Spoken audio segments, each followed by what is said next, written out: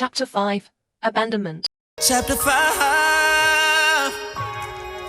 Girl, I've been writing this story a long time. This is chapter 5. For chapter 5, we're going to dive into abandonment issues. I honestly don't even know how long I want to make this chapter because, for me, I don't even know if I haven't decided within my experience if my abandonment issues was something that helped me or harbored me. Because I want to really say that my abandonment issues came in from, not being able to depend on people and people not being, and me feeling as if people was not there for me. Like, So, like, rather a person, said they was going to come scoop me up, pick me up, whatever, spend time with me or any of that, my mother always having to work. And, I understand, my mother always having to work. You either want your bills paid, you want food on the table, all of that. We just have to go through the motions of life with that. So, I understood that on that end. But on the other side of the spectrum, because it's two sides of the spectrum. But, like I tell everybody, shit, bills gonna be there at the end of the day. Things that we need to do and pay for and tend to and all of that other stuff is gonna be there at the end of the day.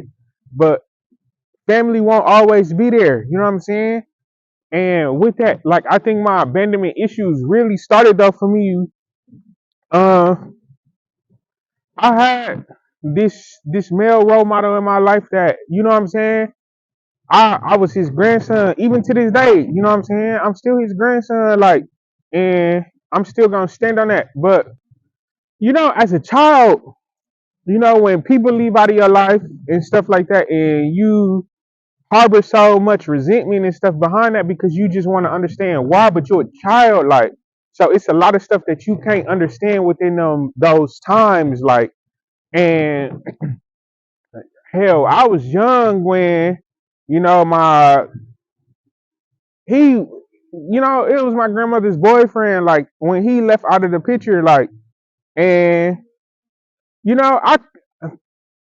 I could go into detail about why he ended up leaving out the picture and stuff like that, but I want to leave some of that for the actual book. In this, we just talking about how, things just, it harbored me and it changed me into the person that I am today. And one of which him being out of the picture, and it, it was due to my mother. My mother, had this boyfriend, my brother who up under me, his dad, and they got into a big old fight and scuffle over me because, hell, my little brother dad twisted my arm up and shit, and I went and told my granddad, shit, what did y'all expect me to do? I'm a child, and I was put into a fearful and endangering traumatic experience within my life. I was supposed to have said something, you know what I'm saying? So I said something, and my granddad, he was about that life, and shit, he handled that little situation and shit, and it went bad from there. So, shit, the boyfriend got chose, and shit, my grandfather kind of got pushed to the edge, and, he got edged out. But, I don't even know if that was the end-all, be-all factor, but I just know that was around the time when I stopped seeing him. I don't know what was the end-all factor on everybody else in. That's just up to the story that I got. And, that was a traumatic experience for me losing that man because, shit, he was always there for me. I was damn near like his child. That's how there for me he was. And I want to say that kicked off my abandonment issues for me because I'm just like, damn, this man left up on my life and shit. And I ain't, I was a child, so I ain't deserve no explanation. What the fuck was I going to be able to understand? But, I felt like he just left up out of my life and shit, just at a snap of a finger. And I'm just like, all right, bet. So from there, shit, relationships turned into the abandonment issues to me because, I always been the top tier dude and tried to go above and beyond for people because that's just how I am. And I always got slapped in the face with that. And people would use and abuse me and shit. They would come in and take what they needed and move on. And after a minute, that shit made me solid because it's just like, all right, I'm numb to it because I'm not finna let none of this affect who I am or none of that. I'm just gonna shut myself down and close myself off to the world because the world don't deserve me.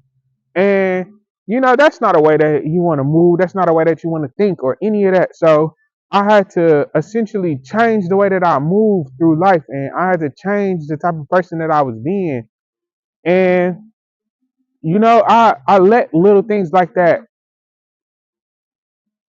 take away from my experience. I let little things like that harden me and keep me confined in a little box and stuff like that. And you know, that is why I am here today talking to people, trying to get people to change their mindsets, change their ways, you know what I'm saying? Not be so hard on yourself and not allow what life has done to conform you to a person that you truly don't want to be. Like, you just ain't found your tribe yet. You ain't found your people that you need to be around yet. And it's not easy, but once you do the work, shit, they come to you. Like, I'm a living testament of that. Like, since I've been doing the work, the people just come in and they flock to me and shit.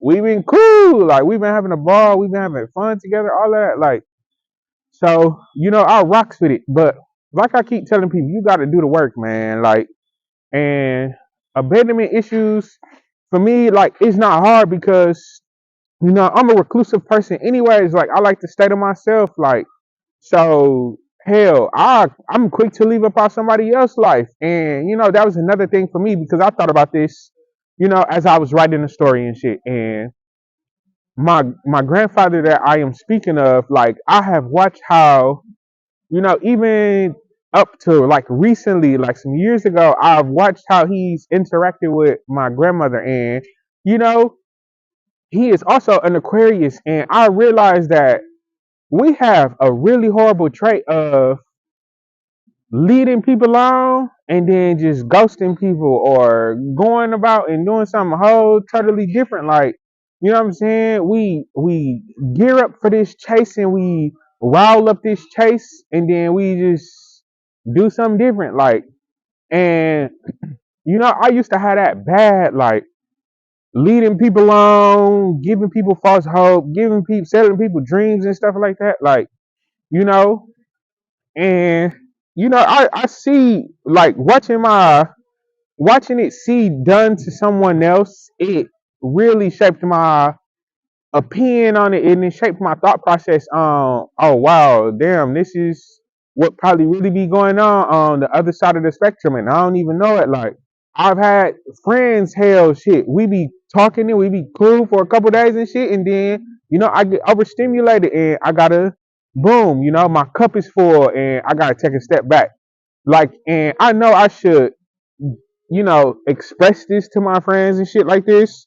And my long term friends, they know how I get. And I some of them, they still don't accept it. But what can they say? Like, but outside of that, like, majority of them, they get it and they understand because shit, we adults now and we got our own stuff going on and everything else. And hell, you don't never know what a person going through. And at that rate, like, shit, check on me. Like, you know what I'm saying? I dip off or something like that and I need some time to myself. But shit, still check on me. Shit, I check on all my friends and XYZ. But yeah, like, shit, abandonment issues is tough because I know for other people, shit, I done seen absent fathers and shit, fathers telling their kids they gonna come scoop them and come pick them up and stuff like that, and how detrimental that is to other people. But me, I'm super resilient, like, and that is what the whole book is about, how resilient I am and how I've overcome so many obstacles in life in order to get where I am today. Like, people just think that this just fell into my lap or I am undeserving of it, but I worked. I did the fucking work, man. I worked my ass off to be where I am today. and I'm not gonna stop working. And I hope that you don't stop working either. So literally, like, whatever you take from this book, I hope you take that. You need to continue to work. And let's get ready for chapter 6.